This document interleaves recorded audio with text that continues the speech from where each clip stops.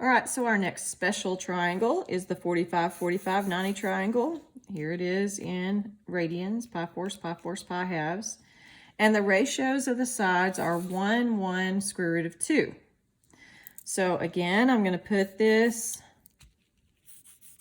on a coordinate plane in standard position so that we can see our x, y, r. And when we're looking at these, we know that this angle up here is also 45 degrees. So out of these numbers, square root of 2 is the biggest. So the biggest side is going to be the one across from the 90 degrees, or the hypotenuse. The other two sides are the same because the angles are the same. So we have the ratios 1, 1, square root of 2. And again, makes it very simple. Once we know those, we know our x, y, and r values. We can write all 6 trig ratios. So sine of 45 degrees. We've got y over r, 1 over square root of 2. Oops, 2.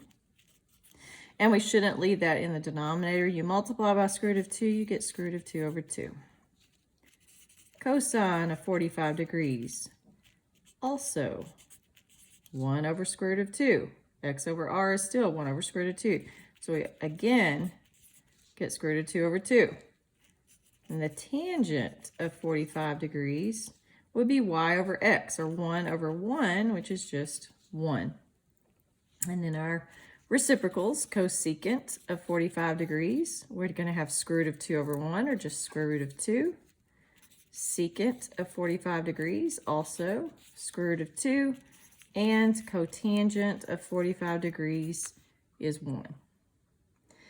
Now, we've listed all 6 trig ratios for 30-degree angle, for a 60-degree angle, for a 45-degree angle, and we've listed all of the special angles that fall on the quadrants. So if you would use your notes to kind of make you go back and forth, or if you want to draw your pictures again so that you have all those ratios right in front of you, and make this section a little bit easier. But I'll try to reference back to what we just talked about. So here we go. Sine of 30 degrees. Well, if we're going to look for sine of 30 degrees, we want to go back to this picture right here. So now we'll flip your paper back over. And we've already written it, but remember sine is y over r. So 1 over 2. All right, pi thirds.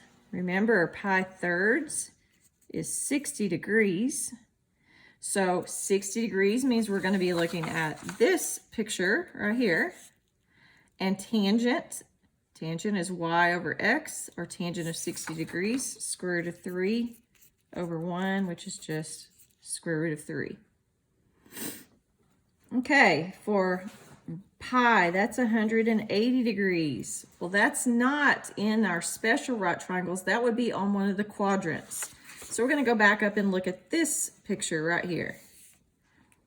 And then we're looking for sine. Sine is y over r, so 0 over 1 is 0. Pi fourths. Pi fourths is 45 degrees. So that's the picture just above us. Cosine of 45 degrees was 1 over square root of 2. Or after you multiply through by square root of 2, it's just square root of 2 over 2. Pi sixths, that's 30 degrees. Secant is r over x. So we're going to look at this picture right here. 30 degrees. We're doing r over x, or 2 over square root of 3. If you multiply through by square root of 3, you'd have 2 square root of 3 over 3. For cotangent of pi halves is 90 degrees. Pi halves, 90 degrees would be on this circle. And cotangent is x over y. So x over y at 90 degrees would be 0 over 1, which is 0.